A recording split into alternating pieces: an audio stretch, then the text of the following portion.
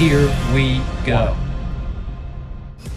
This episode of the Skip Bayless Show is brought to you by FanDuel, the nation's #1 sports book.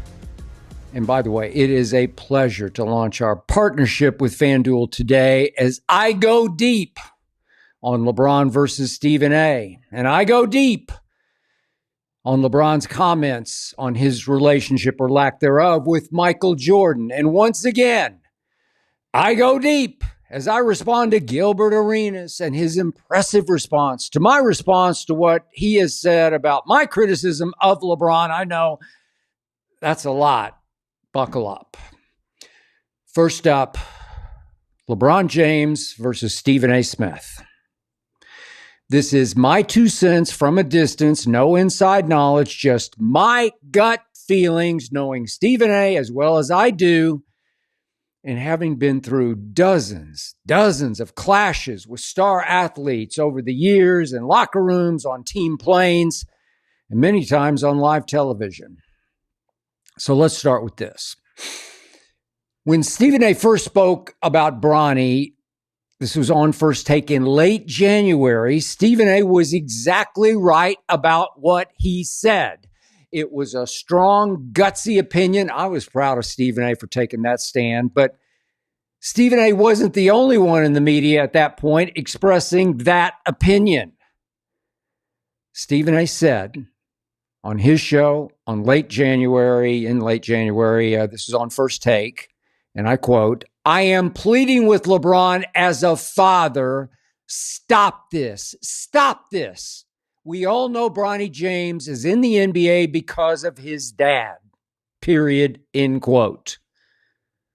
You bet. At that point, we all knew that was the case. I mean, come on. At that point in NBA games, Bronny was 2 of 22 from the floor and 0 for 9 from 3.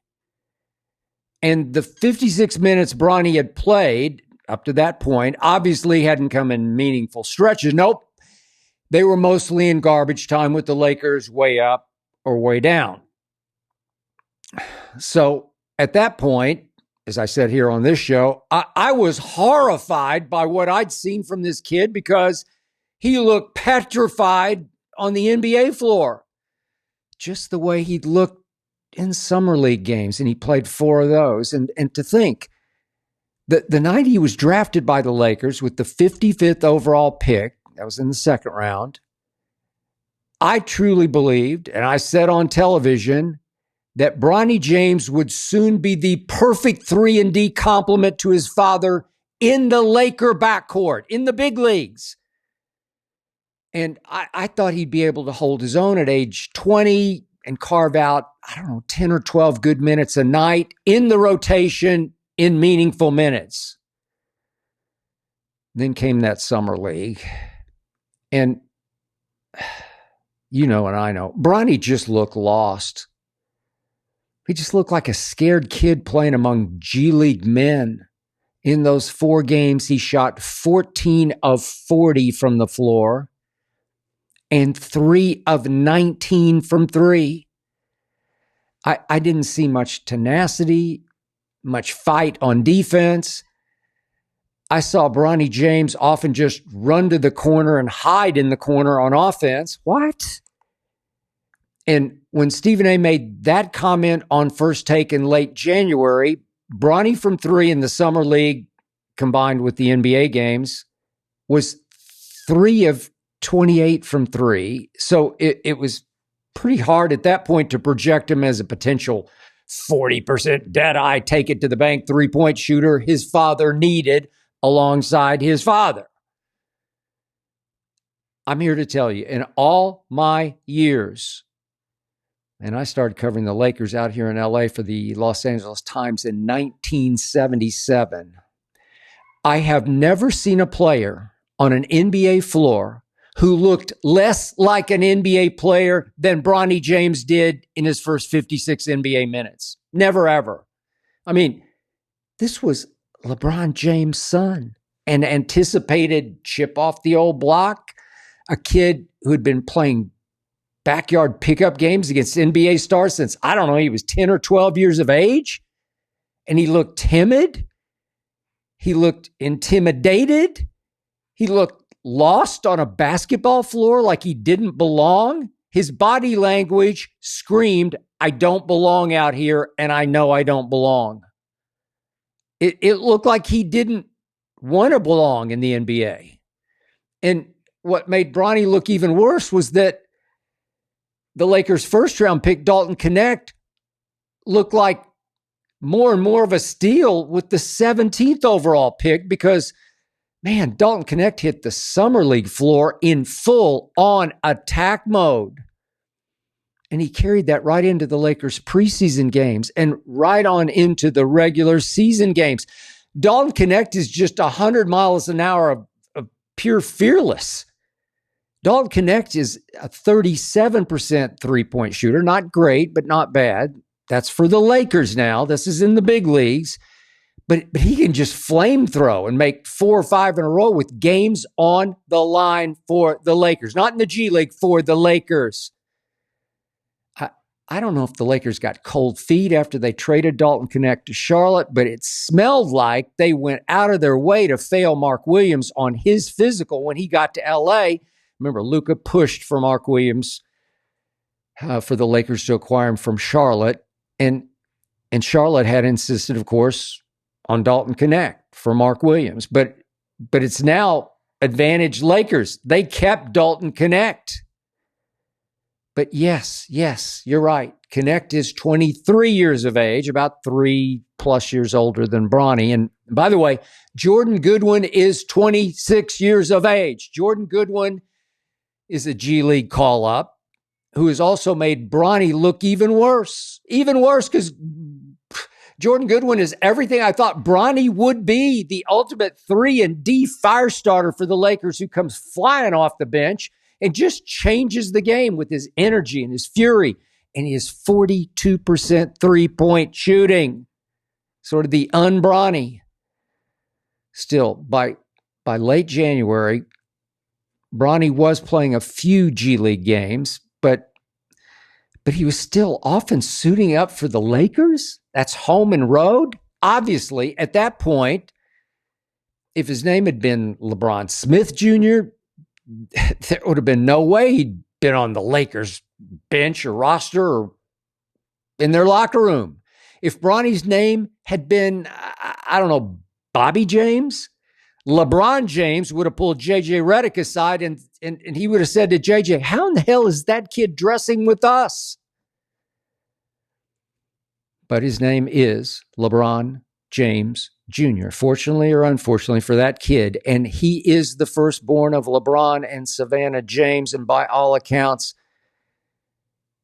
they raised this young man right. Great young man. Smart, humble, coachable. And now back to Stephen A's operative word, father. Stephen A said, I'm pleading with LeBron as a father.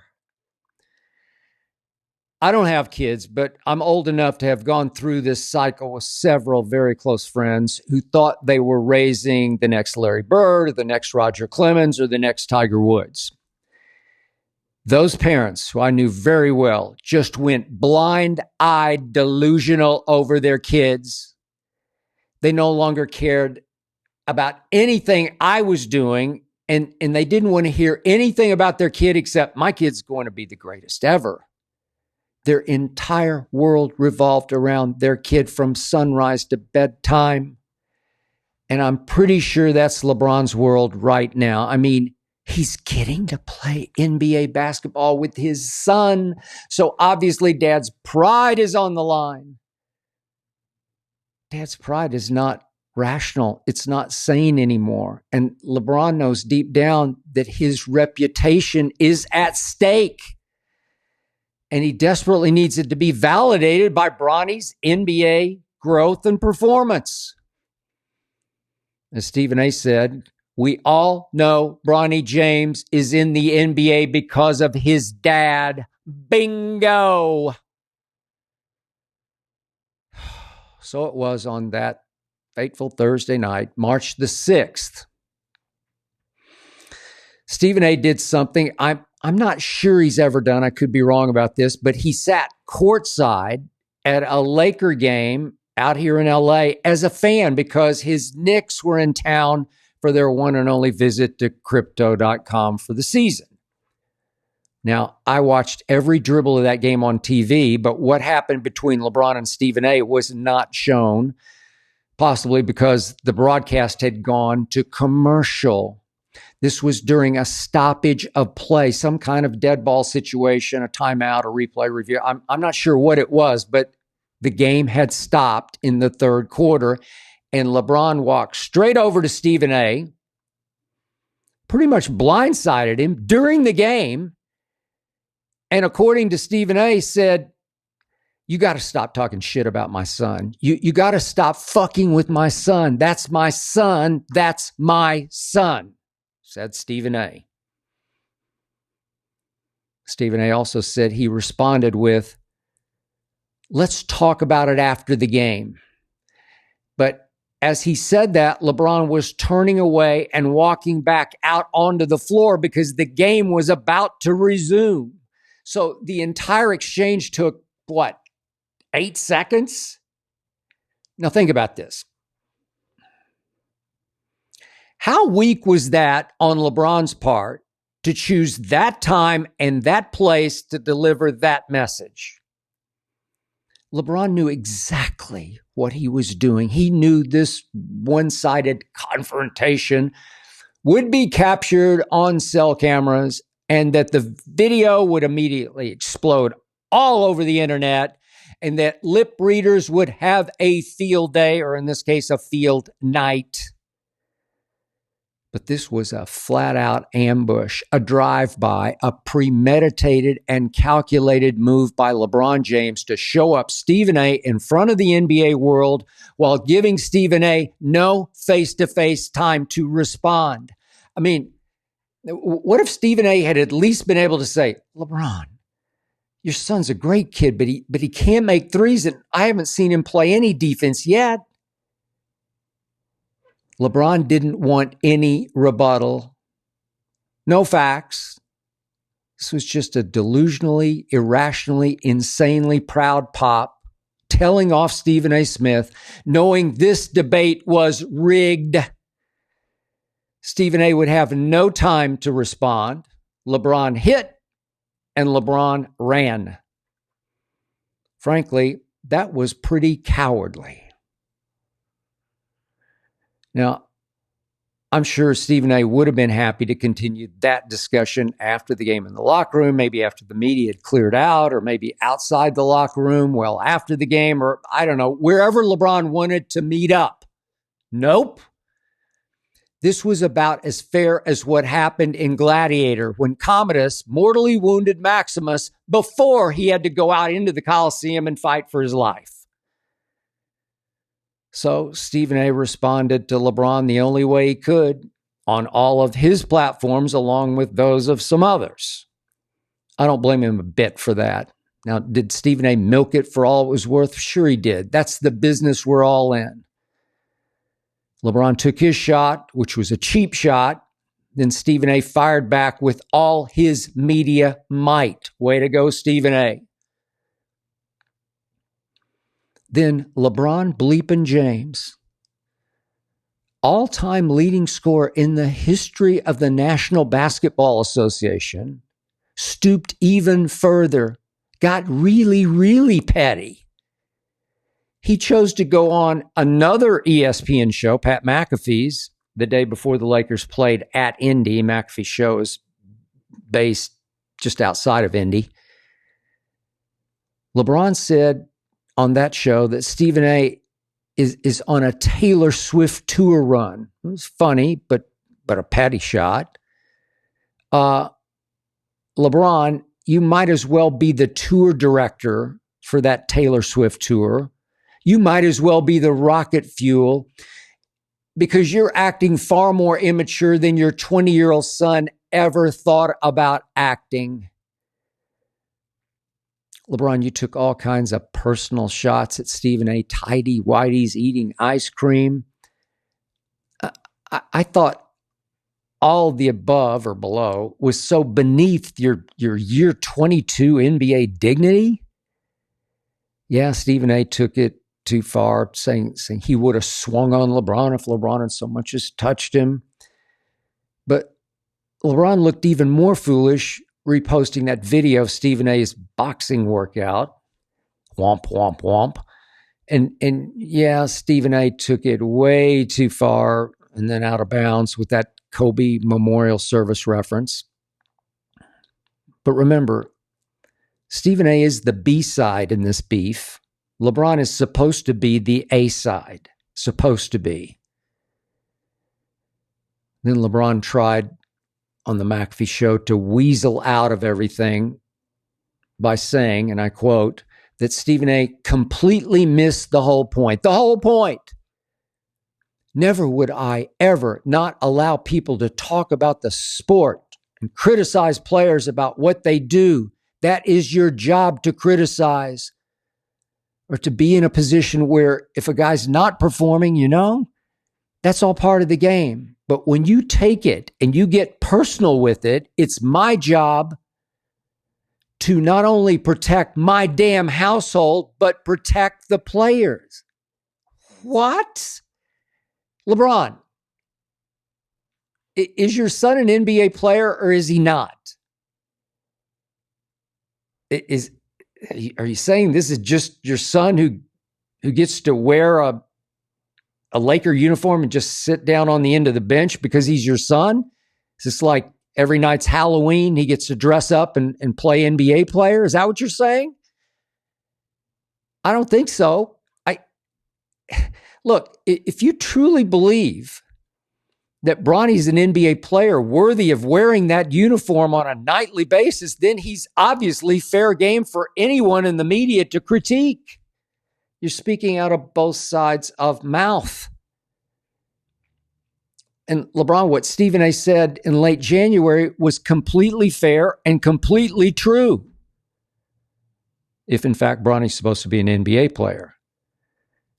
But you know what? Maybe this was just the jolt that Bronny needed, because on March the 20th against Milwaukee, now in that game there was no LeBron, no Luka, no Austin Reeves, Bronny got to or had to play 30 minutes in what became a 118-89 blowout loss. He showed some life. He showed some flashes, some real NBA-worthy flashes. He scored 17 points. Then I was pleasantly shocked when, this was 4 days later, in a G League game, Bronny James scored 39 points, 39, 7 rebounds, 4 assists with 4 steals. He made 4 of 8 from 3. Are you kidding? Bronny James in the G League is now averaging 22, 5, and 5, and his three-point shooting has risen all the way to 38%. Okay. Thank you, God. Finally,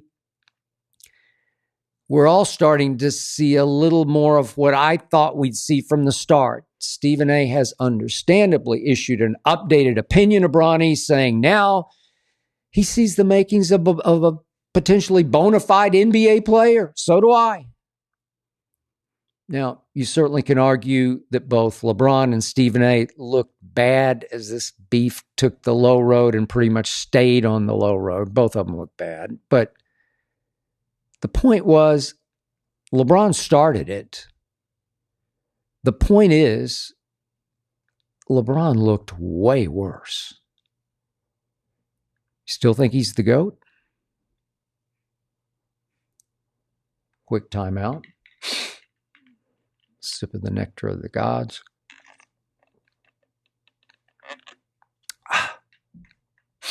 The breakfast of champions, Diet Mountain Dew. Okay. Speaking of Michael Jordan, LeBron on that McAfee show also talked about his current relationship with Jordan, saying it's in a good spot while admitting there is distance between them. We don't talk, LeBron told McAfee, because I'm still playing. I'm still focused on my craft right now. Close quotes. LeBron also said, I would hope so, when he was asked if he believed a rapport could blossom between him and Jordan after LeBron retires. Good luck with that, LeBron. I'm sorry. That will not happen. LeBron, you want Jordan to Kobe you, to become a big brother to you, even a father figure to you, to bless you, to validate you, to gush about your greatness. And I'm pretty sure, which was Jordan's favorite phrase, I'm pretty sure that will never, ever happen. Jordan saw a lot of himself in Kobe. That's why he got close to Kobe. That's why he cried at Kobe's memorial service. That's why he showed public emotion for Kobe in a way he'd never shown over anything except winning championships. Michael Jordan came to love Kobe Bean Bryant like a little brother, came to respect Kobe's Jordan-esque will to win, the kind of killer basketball will that obviously powered Jordan to 6 championships and 6 MVPs in 6 tries. I'm sorry, LeBron, you ain't Kobe. You, LeBron, overplayed your hand with Jordan from day one. You were so outrageously, delusionally presumptuous. You immediately chose to wear 23. Kobe never did. Then you immediately borrowed or stole Jordan's pre-tip powder toss, as if you were immediately qualified to carry it on, as if you not only had next, you were already destined to be better than the real powder tossing 23. You came into this league tattooed with chosen one. You were really good, LeBron, really good. But you were never, ever even close to Jordan. And you were never made of the same stuff Kobe was. No shame in that. But there was shame in you declaring yourself at age 18 the next Jordan. And don't think he wasn't paying close attention. He knows you're 4-6 in NBA Finals. He knows Ray Allen saved you once. So did Kyrie, or you might be 2-8 in finals. You won 1 scoring title, LeBron. He won 10. He won Defensive Player of the Year. You never did. He knows. Trust me, he's been following this whole sorry Stephen A. saga. He's not going to validate you when you retire, LeBron. He's not going to pass the crown on to you. You crowned yourself, LeBron. He will not. Jordan might have been watching the other night when you, LeBron, made your 1 annual visit to the house that Jordan built, where the Bulls play in Chicago. And there you were on my TV doing Michael Jordan's pre-tip powder toss in his house. I know you've been doing it for 22 years, but it just hurt my heart, LeBron. I tweeted about it. It just made me sick at my stomach. Then in the fourth quarter, his quarter, in his house, you went 1 for 6 and wound up a -18 for the quarter as your Lakers blew an 18-point lead in that fourth quarter. You, Bron, committed a late, careless, killer turnover stolen by Josh Giddey on your inbounds pass. Josh Giddey, the man you were guarding when he launched a half-court heave that swished and beat the buzzer and beat your Lakers. Somewhere, LeBron, the real 23, was lifting a glass and chuckling at you. No, LeBron, I would not count on getting buddy-buddy with Michael Jeffrey Jordan after you retire so you can post pictures on your social, send the message to your billions of blind witnesses that he has blessed you.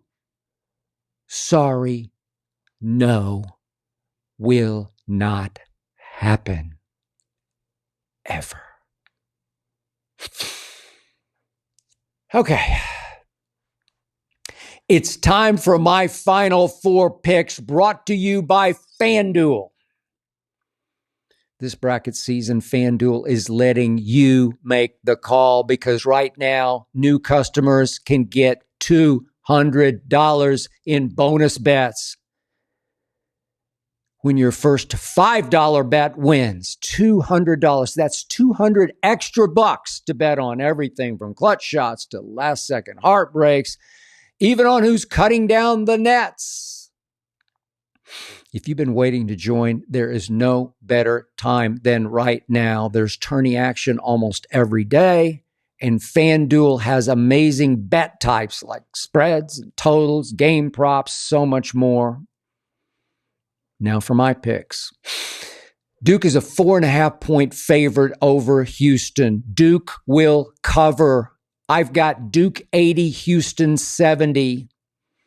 Houston has the better coach, the more physical and mature team. Houston leads the nation in three-point shooting, but Duke has Cooper Flagg and Houston does not. Kelvin Sampson, the best coach in this Final Four, will rack his considerable brains doing everything in his power to take Cooper Flagg away. I thought Alabama did a pretty good job on Cooper Flagg. Held him to 6 of 16 from the field, just 1 of 2 from 3. That was just 16 points, though. Cooper Flagg did have 9 rebounds to lead his team. But against a scary hot Alabama, the other 4 Duke starters all did major damage, especially Con Knippel, who had 21 points.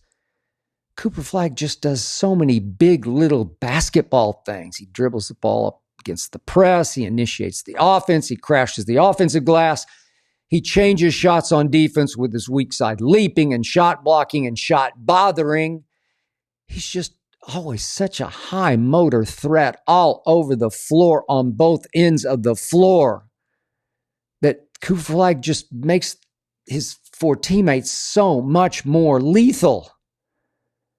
Cooper Flagg did not play great against Bama. He even had 4 turnovers, 2 late high schoolish turnovers against the press, yet Duke won 85-65. Duke held Bama to 65 points and won by 20 because Duke plays lockdown defense. I think the best defense in the Final Four. Duke will beat Houston by 10. I know Houston has won 17 straight. Houston lost only 4 games during the regular season, 3 in overtime. Duke will beat Houston by 10. But I will not be surprised if Kelvin Sampson holds Cooper Flagg under 20 as Alabama did. Auburn in the championship game will be a different story because Auburn will try to out-talent Duke. Auburn, full of itself with talent and momentum, will try to run with Duke. And Cooper Flagg will get at least 30 against Auburn. 40 isn't out of the question against Auburn. And I do think Auburn will upset Florida, which beat Auburn at Auburn. This was on February 5th, 90-81 after leading by 21 in that game. Bruce Pearl will have Auburn ready for revenge. No better motivator in college basketball than Bruce Pearl, who has a mountain of a man in the middle of his offense and his defense, and Janai Broome, who will finish second to Cooper Flagg for National Player of the Year. This time, Broome will be a man among kids, Florida kids. Florida was very lucky to come back against Texas Tech. I thought they were cooked. This time, luck runs out. Take the points. So my Saturday trifecta will be Duke giving 4.5, Auburn getting 2.5, and I'll close my eyes and go Cooper Flagg under 20 points. That's my parlay. Please visit fanduel.com/skip. I'll say it again, fanduel.com/skip, and get in on the college hoops action all tourney long. Quick sip of dew. Thank you very much.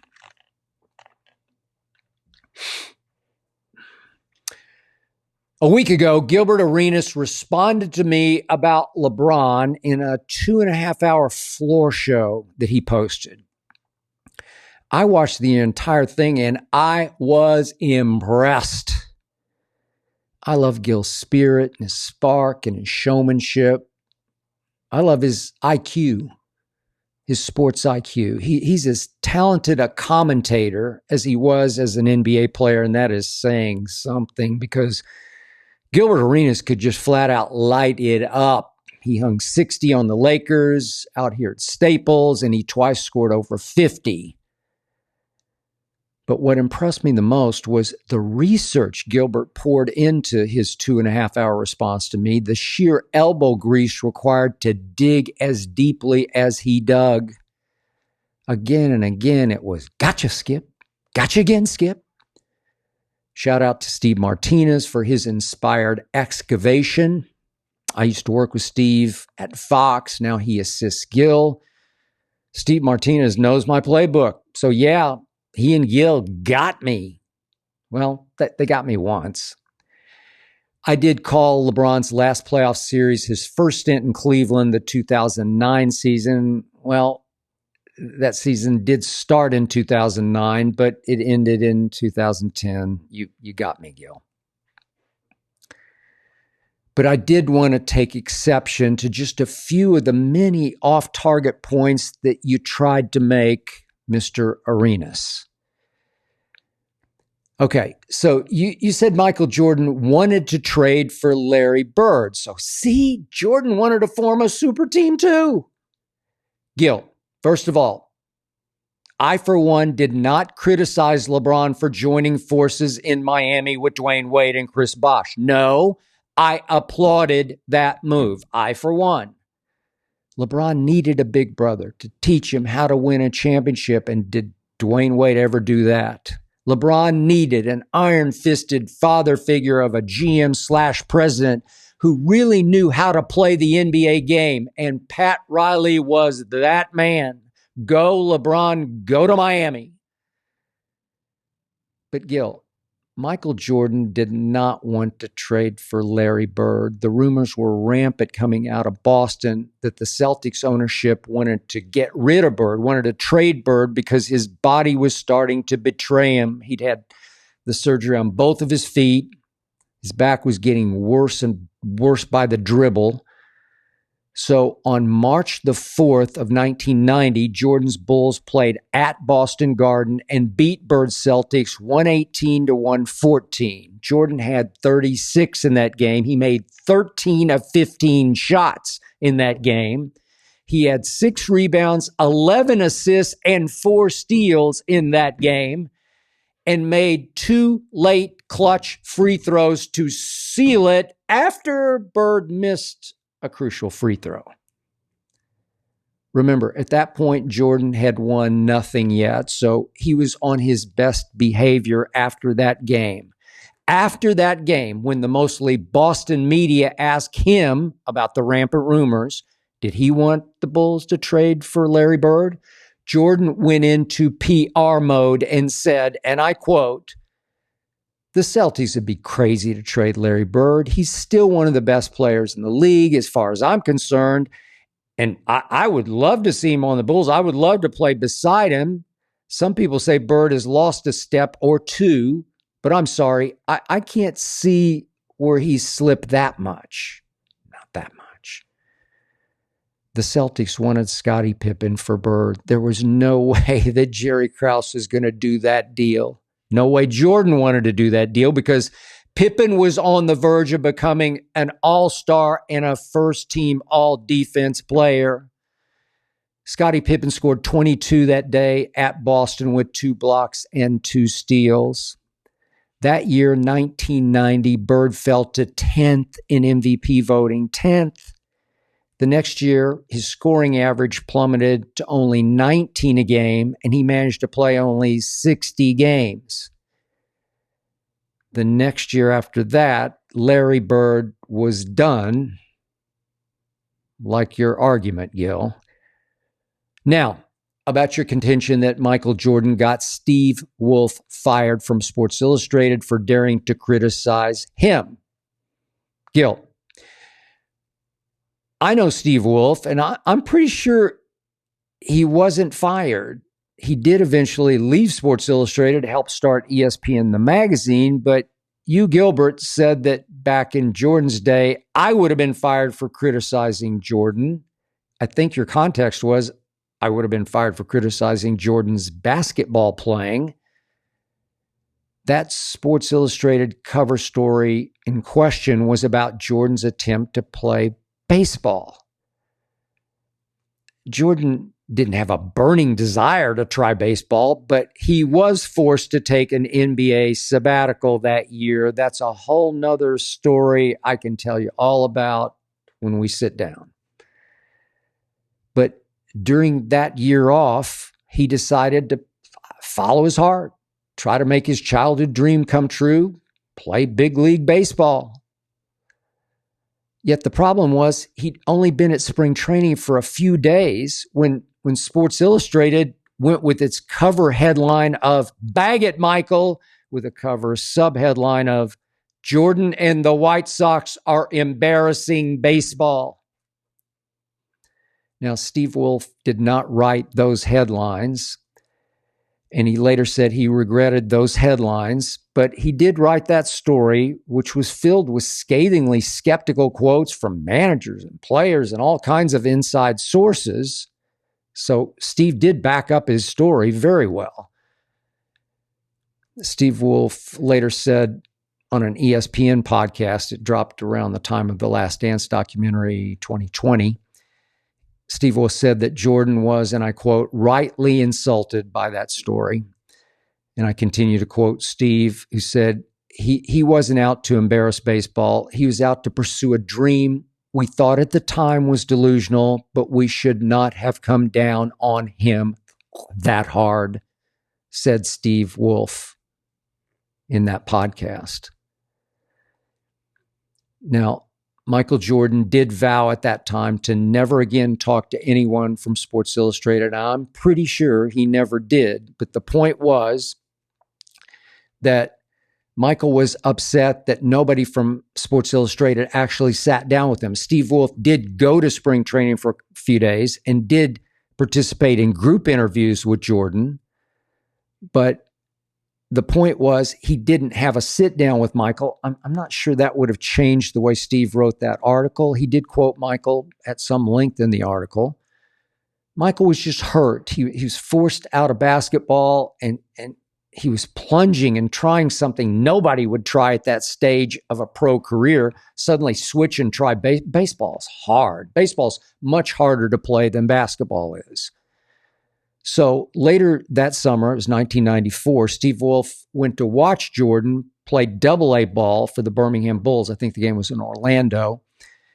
And Steve Wolf said, I was blown away by how much he had improved. He had become a legitimate baseball player. Wolf was still definitely employed at that point by Sports Illustrated. He was not fired. He says he wanted to, at that point, later that summer, to write an apology to Jordan that would be published in Sports Illustrated, but his editors, he said no. Steve Wolf now says he believes Jordan would have made it to the majors if he had been able to stick with baseball. Just for the record, Gilbert would have made it to the major leagues, said Steve Wolf. And finally, Gil, to your point about me being stuck on press row, squinting at stat sheets, stuck at home, watching games on television, no coaching tape. It's the old, you don't know because you didn't play argument, or I should say fallacy. Gilbert, sometimes you don't know because you did play. You were so great at your sport. You were in such a gifted flow in your sport of basketball that sometimes it can be hard for you to see why others can't do what you did. So let me remind you, who is the greatest basketball player ever? Well, obviously it was that guy. It was Michael Jeffrey Jordan. And who was the worst GM ever? The worst team builder and drafter in NBA history? maybe sports history, Michael Jordan. John Elway, as Denver's general manager, couldn't pick a quarterback to save his life, or I should say his job. John Elway. By far, the best GM in the NFL right now is Philadelphia's Howie Roseman, who didn't even play high school football, Gilbert. Rich Kleiman, Memphis Grizzlies GM, he's won an NBA Executive of the Year award. He didn't even play high school basketball, Gilbert. The great R.C. Buford, the draft master who built the Spurs dynasty, was a walk-on college football player, Gilbert. Ned Colletti, I know Ned well, one of the greatest baseball GMs ever, never played baseball. Now pretty much that entire sport of baseball is run by sabermetrics, overseen by people who did not play baseball. Hey, Gilbert, at least I was a pretty good high school baseball player, line drive hitter, big arm. I could run. And God gave me a pretty good eye for who can play and who can't. I've demonstrated it for 50 years in the media. Though I could close both eyes and see that Jordan is way better than LeBron. So Gilbert, as I sit here on the first day of the month, I want to publicly admit you got me. You made me look bad. You won. April Fools. Quick closing thoughts on cyberbullying in sports. Obviously, Juju Watkins goes down and out with a knee injury. Just awful. Just tore me up. Saw it live. And now a Mississippi State player is being blamed on social media, even getting death threats, so we're told. WNBA stars have constantly complained about the hate they experience on social media, some of it racist hate.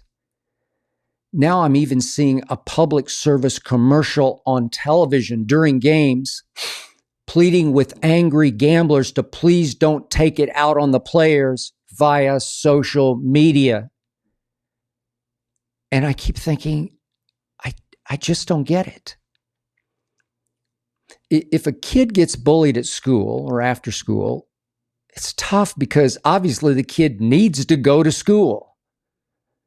Once at school, he can be an exposed target for bullies, which is obviously so awful and so wrong and must be policed and stopped.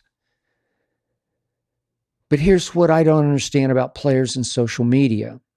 No player has to read the comments directed at him or her on social media. It's not a requirement. It's an addiction. An addiction. Too many of today's players badly need to read what people are saying about them because they badly need the validation, the positive reinforcement from nobodies. So then, when they get smashed in the digital mouth by a cyberbully, a nobody from nowhere, hiding behind a keyboard, they run to the media and cry about how we have no idea what they have to put up with on social media. No, I don't have any idea, not anymore. I quit putting up with it about 13 years ago. Hey, I'm the most hated man in sports media. Most hated man in sports media. I'm pretty sure I've received more death threats since joining Twitter in 2009 than any other person in sports media. I'm pretty sure I received more death threats than anybody in sports media, especially in those first couple of years I was on Twitter. But guess what? I quit reading any of that garbage. I don't need the positive reinforcement, and I do not miss the negativity. I first tried social media. I should say this. I tried sports media in 2009, and I embraced sports media, but I hit social media bottom just before the 2012 NBA Finals. We were taking our show to Oklahoma City, my hometown, for Thunder versus Heat in those finals. And in those days, I did try to read everything said about me and about the show because I thought it helped me choose the hottest topics for the show. But I had been on television defending Kevin Durant versus Russell Westbrook, obviously his younger teammate on the Thunder, because I was a big Durant fan, and I could not believe that Russell Westbrook started taking more shots per game than Kevin Durant. And because of that, I started getting death threats on my Twitter feed, my ats, my mentions, my comments, death threats, real, live. If you come back to Oklahoma City, you'll die in Oklahoma City, death threats. I passed a number of them along to ESPN security, and they provided for me in my time in Oklahoma City a bodyguard, 24/7, a bodyguard.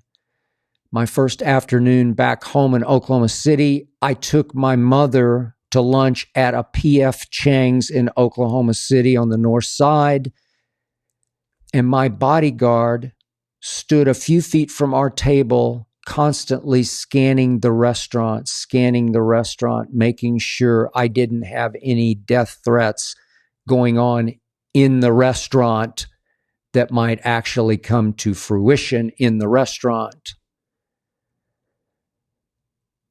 And after that experience, I said, no more, never again.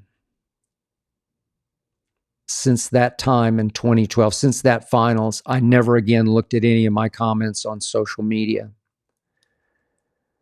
So to all you current athletes who just can't take the negativity, all the negativity that you have to endure on social media, I have one brilliant little piece of advice for all of you.